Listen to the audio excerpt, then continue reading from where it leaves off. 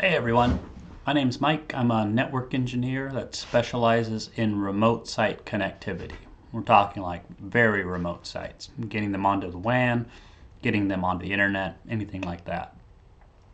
I came across this kind of strange problem where we needed multicast traffic to traverse 10 or so sites, but the ISP, which was the only one we can get out at these sites, was canceling all multicast connectivity. So previously, all of the network would just go through the ISP.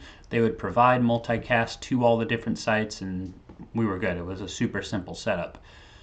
We were coming into a new age where the ISP wasn't going to provide that anymore, and we had to find a way to continue providing multicast from all the sites to all the sites across a network that didn't support it.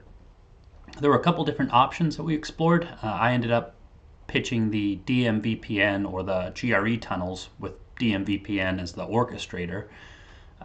This was my lab that I used to pitch the idea to them, and I thought it was kind of a neat solution, so I wanted to maybe save the next engineer a little bit of time. Like, this took a lot of tinkering to get working right, so I'm hoping that if you found this and you're looking for multicast solutions through GRE tunnels, this is going to keep you from making some of the mistakes that I made. Let's take a quick look at what we're starting with in our lab. We've got 4 multicast users, 1, 2, 3, and 4, and they're each at one of the sites, spoke 1, 2, 3, and the hub. You can see the site 1 multicast user is 192.168.1.2. Spoke 2 ends in 2.2, spoke 3, 3.2, and the hub site is in 10.2. They're all connected to multicast stream 239.1.1.1, and they're using IP PIM sparse mode. At the start of this, we're going to pretend like the ISP is still supporting multicast. So we have complete multicast connectivity across this ISP. We'll disable that and we'll look at possible ways to fix it. They're currently all connected through an OSPF network, only one area, area 0. So there's ISP connections for each one of these spokes. You can see spoke 1 is on the 10.0.1.0/24, spoke 2 the 10.0.2.0/24, spoke 3.3.0/24, and hub.10.0/24. Each one of these routers has a loopback on them. We got 1.1.1.1/32 for spoke 1, and that's the same with the rest of the spokes. 10.10.10.10/32 is the hub, and then each one of these users is on their own network, 192.168.1.0 for site 1, .2.0, .3.0, and again .10.0. We've got all of this connected, as I said, by PIM sparse mode. To use PIM sparse mode, you need a rendezvous point, so I went ahead and set up the hub with a second loopback at 10.10.10.1/32, and the whole PIM network is using that as their rendezvous point. We can ignore this EIGRP network for now. It's not set up, but we'll be using that later. Let's take a quick look at the configuration for just one of the users. Say enable show run. I'll call out the important aspects here. You've got your IP multicast routing distributed. That's what's going to enable the routers to use multicast. The reason you're seeing it on the user side is this is just a router that's connected to the 239.1.1.1 stream.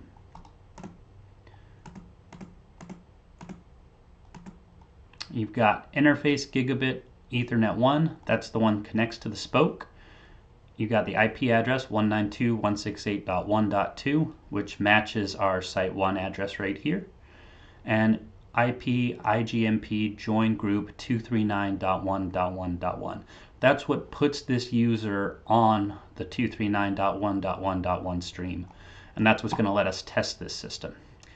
The only other thing worth noting is the IP PIM rendezvous point address 10.10.10.1. It's what I mentioned here. And all the IP routes for the users is just 0.0.0.0, essentially shoving everything at the spoke. So 192.168.1.1 is the IP of spoke 1's gigabit 2 connection. That's going to be the same for all the remote sites, for all of the multicast users, even multicast user 4, which goes to the hub.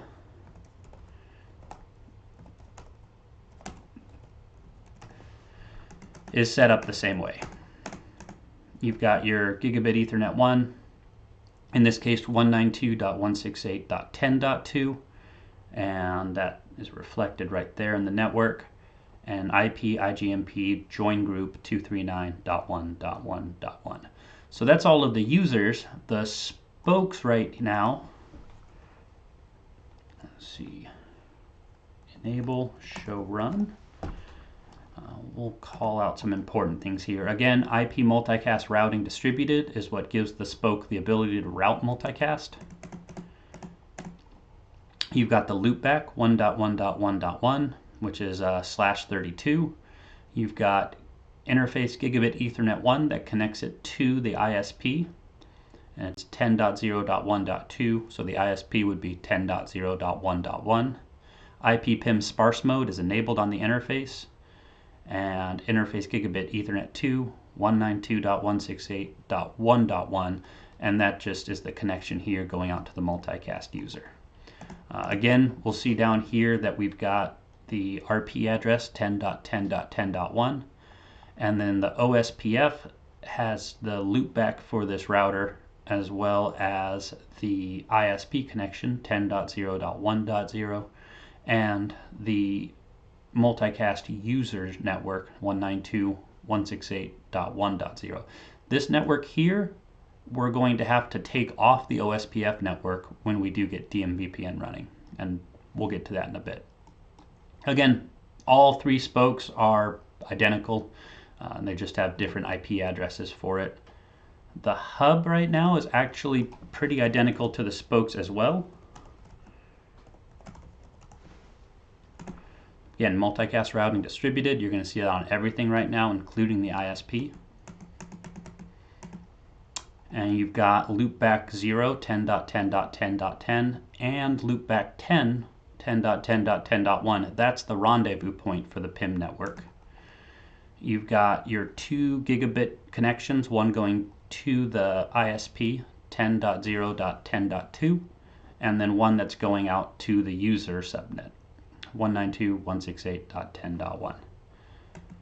For the OSPF, the only difference with the hub versus the spokes is that we're also broadcasting the rendezvous point loopback 10.10.10.1, which you can see right there. And let's take a look at the ISP.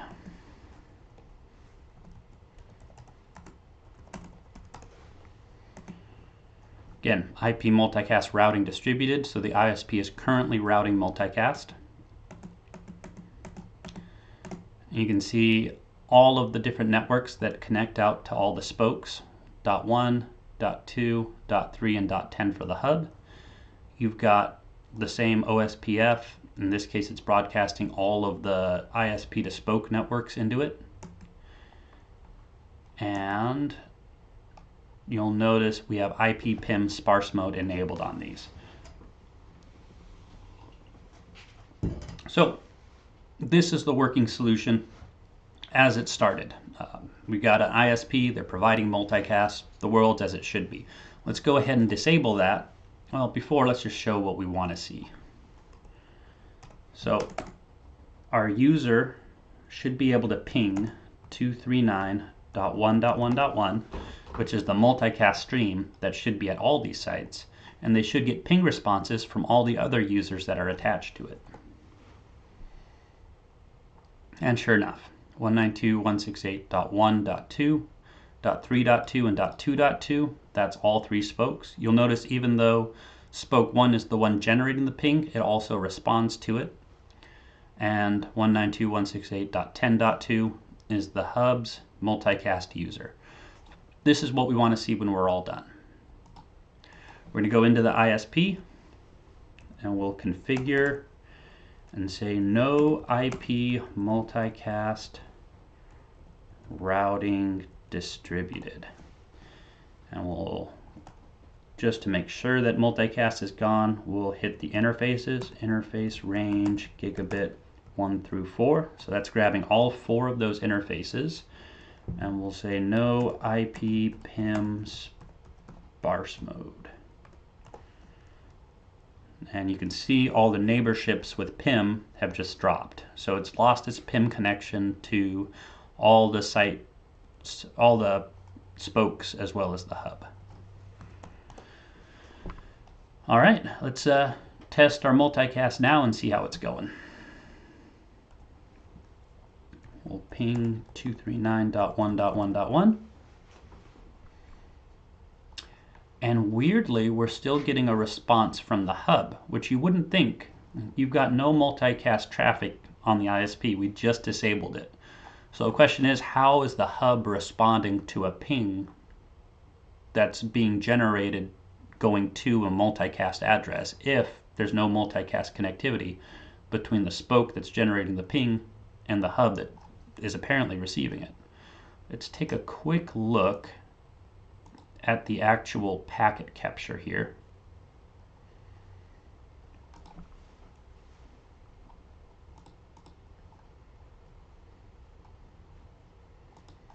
All right, so we're looking at the hub's gigabit interface 1. You can see there's a little IGMP traffic coming through here, and there's also a bunch of OSPF hello packets, things like that. We're going to generate another ping. We'll go ahead and stop our packet capture.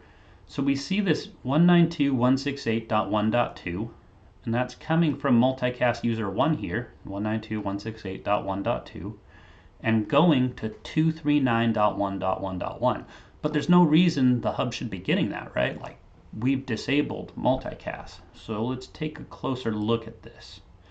And you'll see that while it is coming from 192.168.1.2, and its destination is 239.1.1.1, which is multicast, it's actually being tunneled inside a PIM register message, which is unicast from 192.168.1.2 to the rendezvous point 10.10.10.1. This is an artifact of PIM sparse mode. It's pretty neat when you think about it that you can still have some level of multicast connectivity between the spokes and the hub, even if multicast is not enabled across the ISP. PIM dense mode, you wouldn't see this since PIM dense mode doesn't have a rendezvous point. It's not good enough for our needs. We need to have complete mesh, like out to the remote sites, including the hub. But it is kind of cool. Just a really quick counter example. If we generate the ping traffic from our multicast user 4, which is in the hub's network,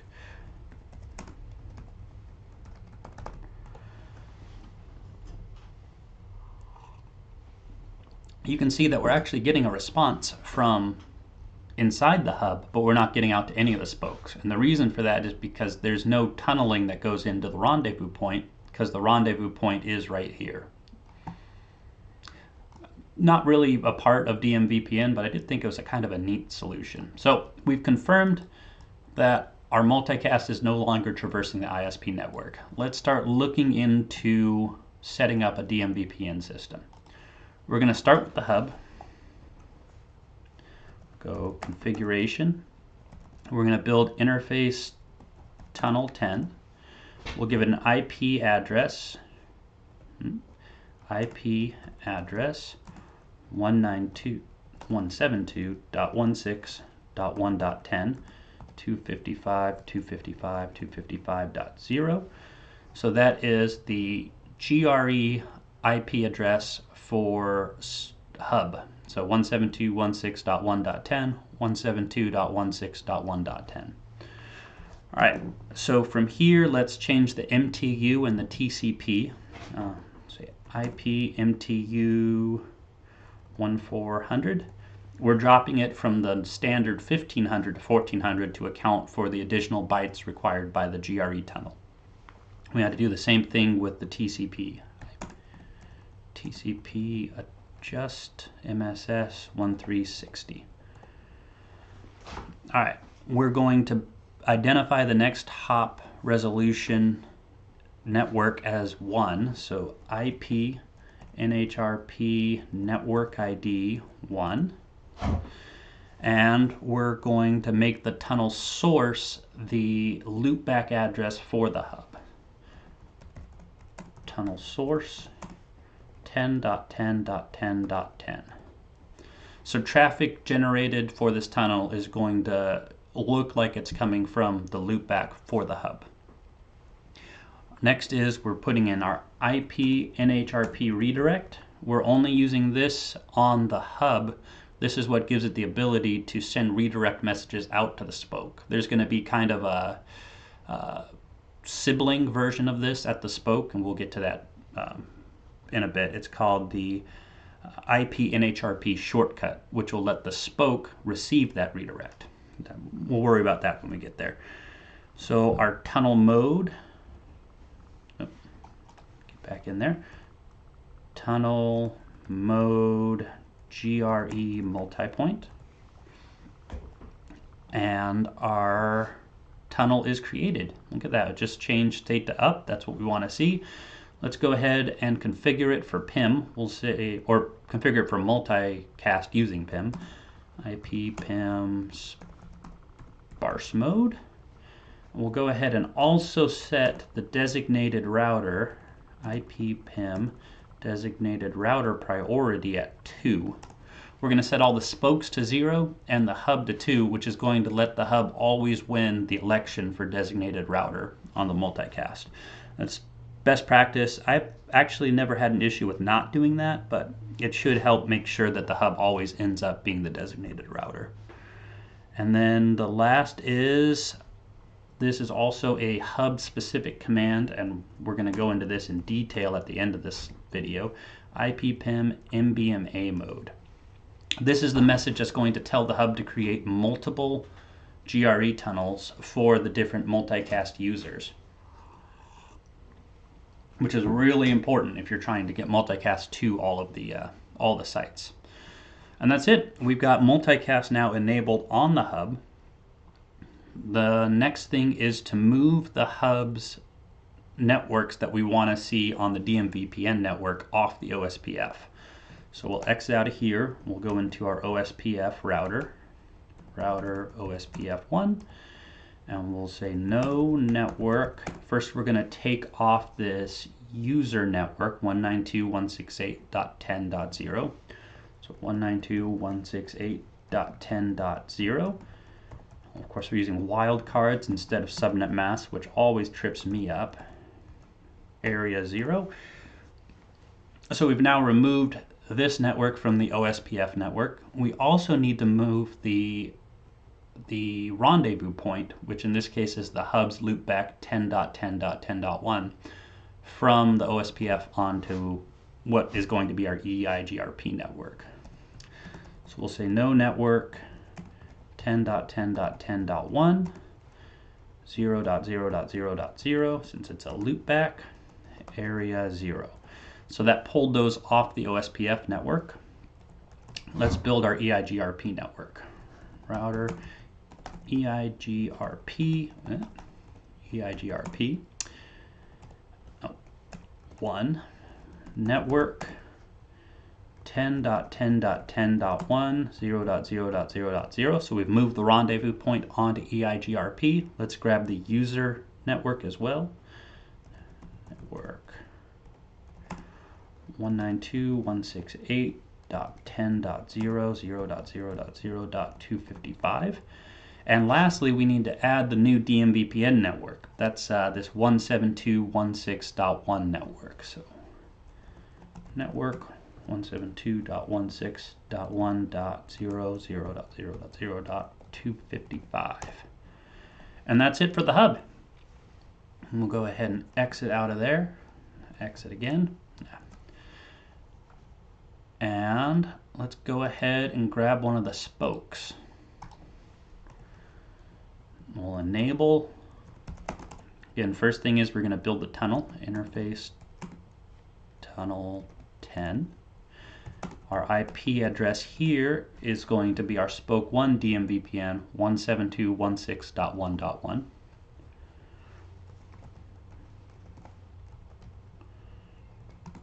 and 255.255.255.0. Our next thing is going to be, again, the MTU and the TCP. So IP MTU 1400, IP TCP adjust to 1360.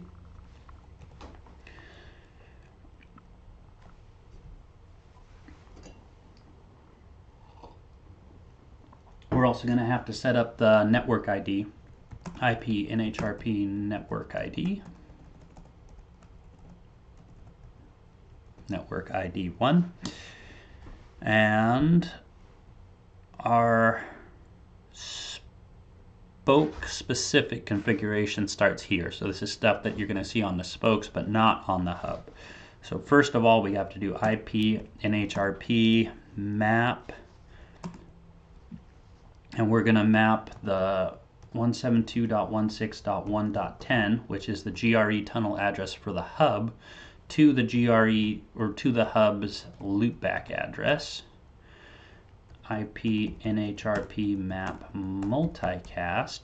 We're going to map the multicast to the loopback as well, which should route multicast traffic to the loopback address of the hub from the spoke.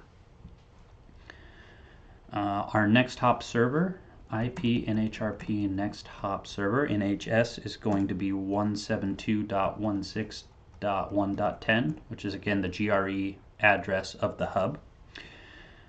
Our tunnel source is the loopback address of our spoke, 1.1.1.1.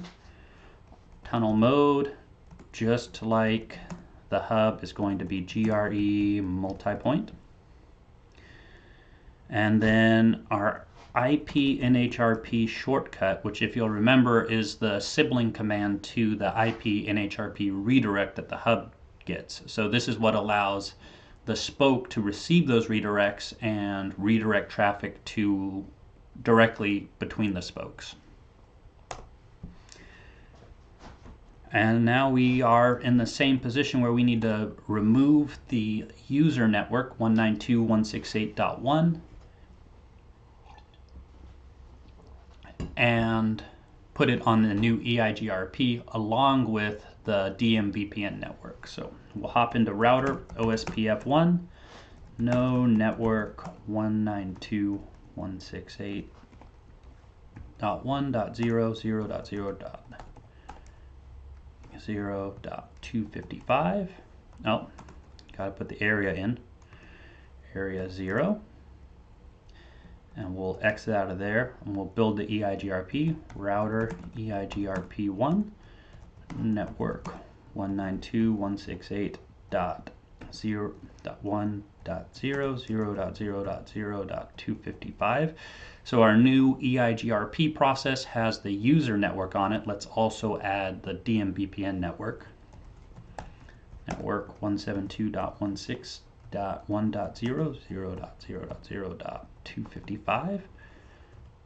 Oh, you have to spell network right. There we go. We'll exit out of that. And that should be it for our spoke. Let's hop out of here.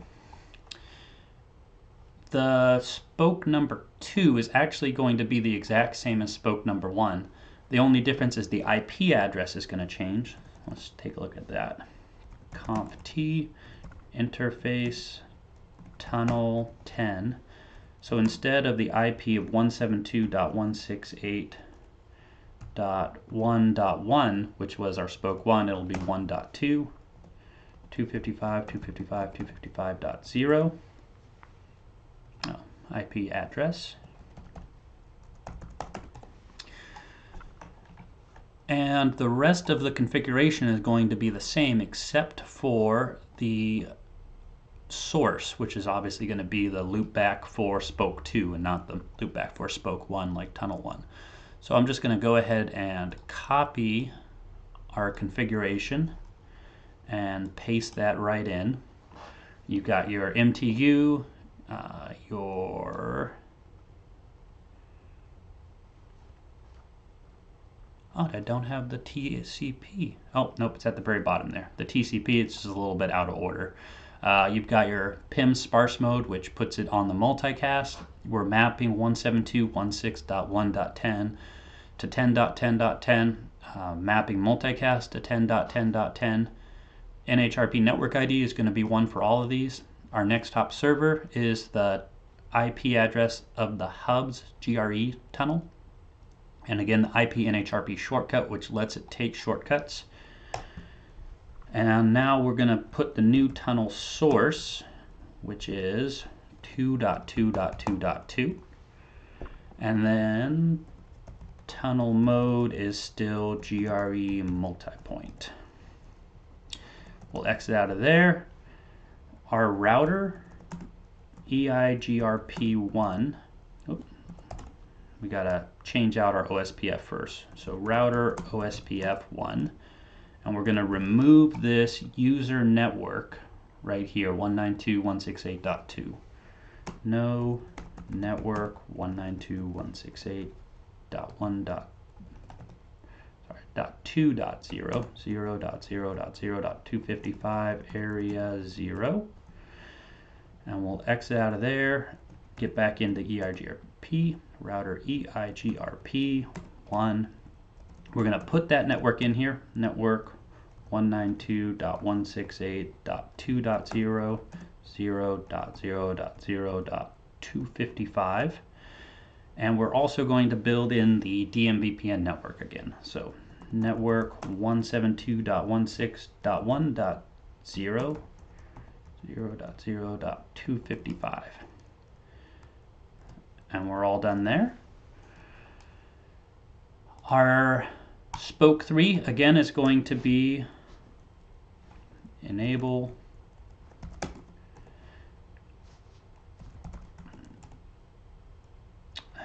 the same as spokes 1 and 2 with a different IP address and a different tunnel source. So interface tunnel 10, IP address is going to be 172.16.1.3, 255, 255, 255, 0. And I'm going to go ahead and copy the same config from our other guys here. Save a little time. Again, we're changing the MTU. We're changing the TCP adjust size. We're putting it into the multicast with sparse mode. We're mapping the tunnel from the hub to the hub's loopback address. We're sending multicast traffic to the tunnel, to the hub's loopback address. Network ID is always going to be 1. Our next hop server is the hub's GRE. Let's change the tunnel source to 3.3.3.3. And tunnel mode is GRE multipoint. Exit. Let's get into the router. Router OSPF1.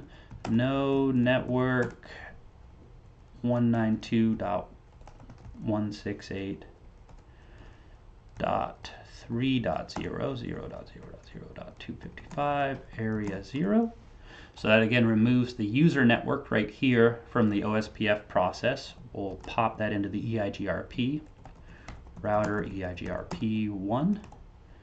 Network 192.168.3.0.0.0.255.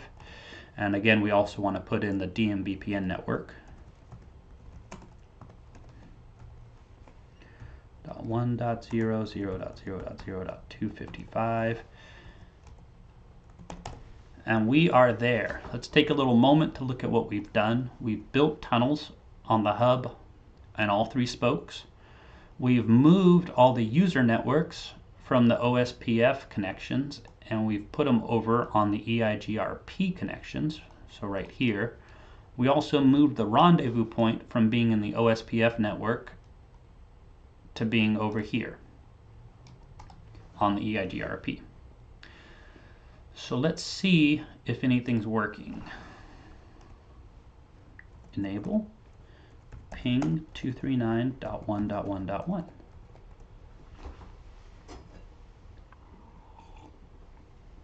Same as before. we're getting responses from the hub, but nowhere else. Why do we think that is? We'll hop into the spoke. We're going to show IP route. And look at this. Our 192.168.1 is there, which makes sense. That's the user network inside spoke 1. So we would expect to see it. But what we're not seeing is 192.168.2 or .3. And the reason for that is we got to hop into the hub and configure no split horizon on the tunnel interface. So configure T interface tunnel 10. We'll say no IP split horizon EIGRP 1. So what was happening here, and you can already see things changing, these spokes were sending EIGRP information over the tunnel to the hub, but the hub EIGRP process is defaulted to not send out that same information on the same interface it gets it from. So it receives information from spoke 3, but it's not sending it out to 1 or 2. And the same, it's receiving from spoke 1, but it's not getting out to 2 or 3. You can remove that default with this no IP split horizon EIGRP. And it's a fairly straightforward solution. I spent longer than I want to talk about fighting it when I was initially configuring this. Let's go ahead and test ping 239.1.1.1. So we're seeing from .1.2 and .3.2, so that's great, we're getting out to remote site 3. We're not seeing anything from .2.2, which we would be expecting. We'll get into troubleshooting it here in a second, but before we do, let's just try pinging again. No good. Okay, so something must have gone wrong in my configuration here. Let's show run. We're going to hop down to the tunnel. 172.168.1.2, that's all right. DR priority.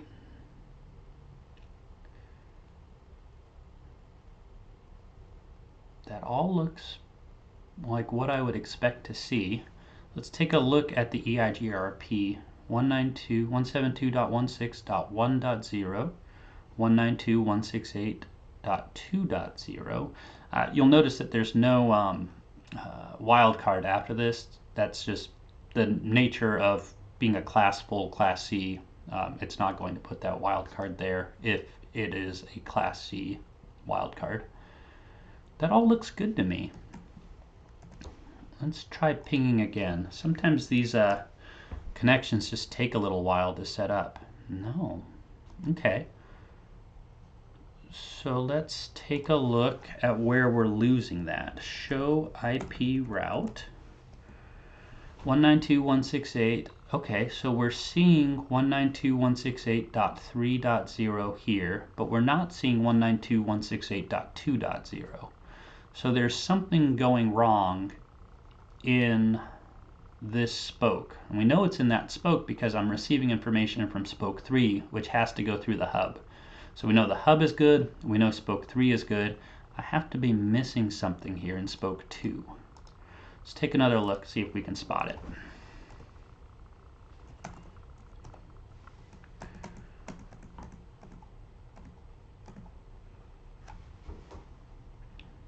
Okay, that looks good.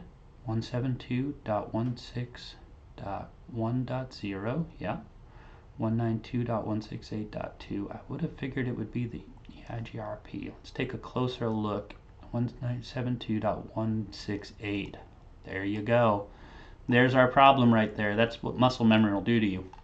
I've typed in so many of these 192.168 addresses that I just went on auto mode here, and instead of 172.16, put in 172.168. That'll happen.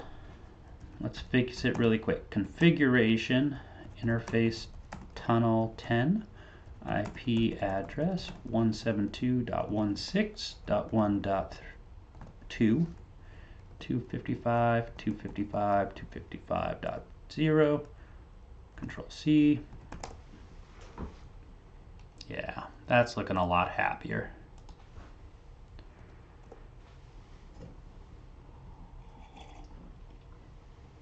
And there we go. That's what we would expect to see. There's a lot of commands here, and there's a lot of opportunities for putting in something wrong. So, if something doesn't look right, take a look at different things. The more you work on it, the more intuitive it's going to be where it's broken. I promised we'd take a look at that IP PIM NBMA mode. And again, that's what's going to tell the hub to generate separate tunnels out to each one of these. So let's go ahead and pop open the hub really quick. You got big on me. All right, configuration T. We'll say do show run begin tunnel. I don't know why it does that. Okay, we'll just say show run. I'm not gonna fight the CLI right now. We'll just pop down there. So again, we're talking about the IP PIM NBMA mode right here. Let's see what happens when we remove it. Interface tunnel 10, no IP PIM NBMA mode. And look at that. We lost our neighborship of 172.168.1.2. And if we try and ping now, we're back to being able to get, inside Spoke 1 connectivity and out at the hub, but it's no longer building those additional tunnels going from the hub out to Spoke 2 and Spoke 3 when it sees this information. Let's go and undo what we just did. Let's say IP PIM NBMA. Lastly, I wanted to take a quick look at what this traffic looks like as it comes in now. So again, we've disabled multicast for this ISP. We're gonna capture gig 1, that's the gigabit Ethernet 1 connection that goes out to the ISP. I suppose right over here is a good place for it. We'll hit OK, and we're gonna generate that ping really quick.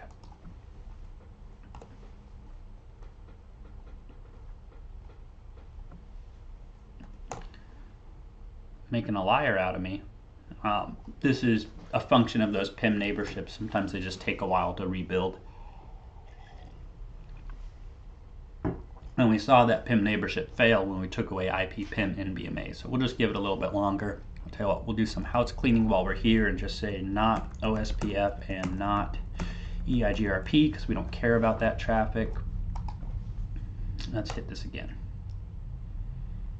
There we go. And we'll go ahead and stop our packet capture. Let's take a quick look. We've got 4 responses generated by this ping. The initial one here, we can see 192.168.1.2 sent out to 239.1.1.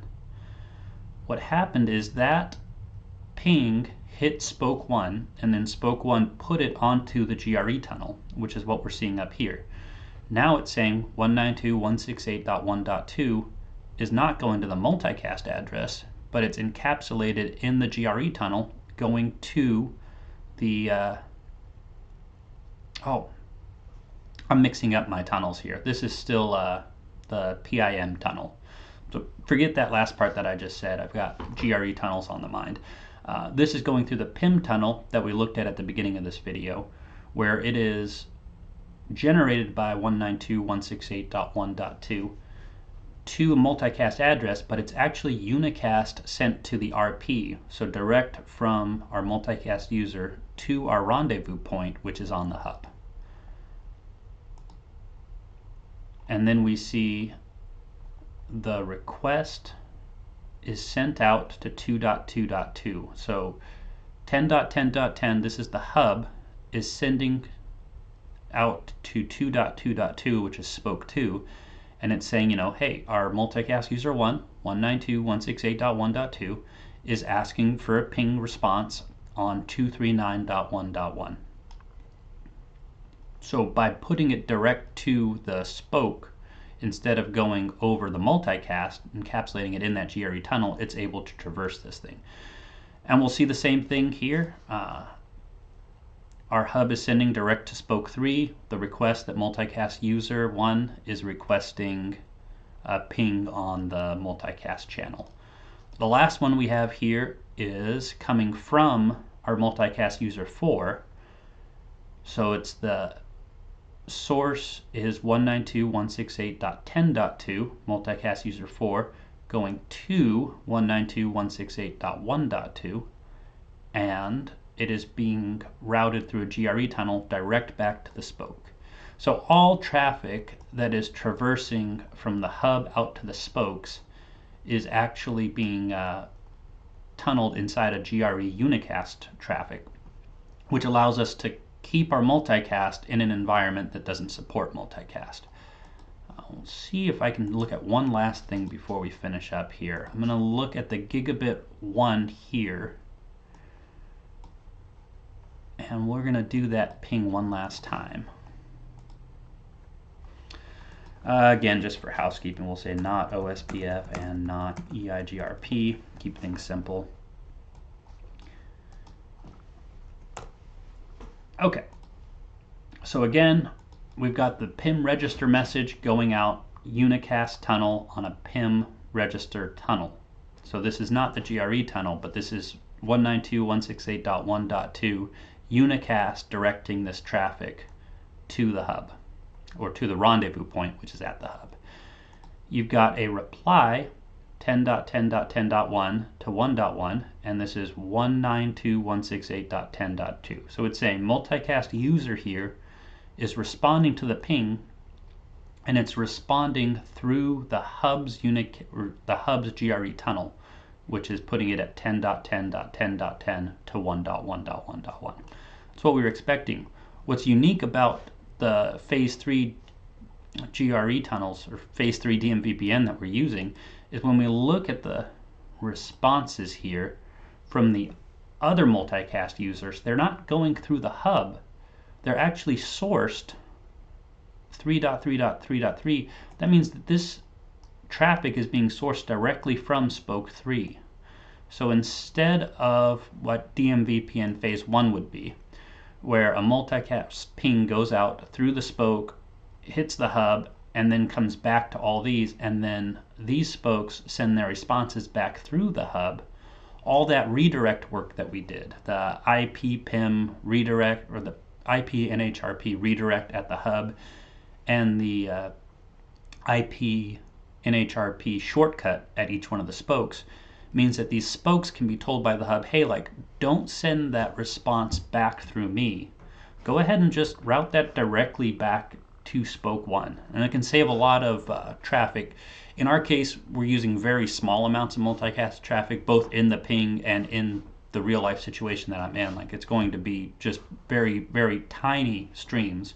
So it wouldn't be a huge deal if it did all route through the hub, but this is a more efficient network in that once the connection is established, spoke 3 is going direct to spoke 1.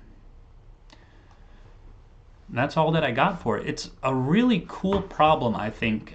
It was right on the cusp of something that's like, I don't want to say beyond me, but it did not come simply.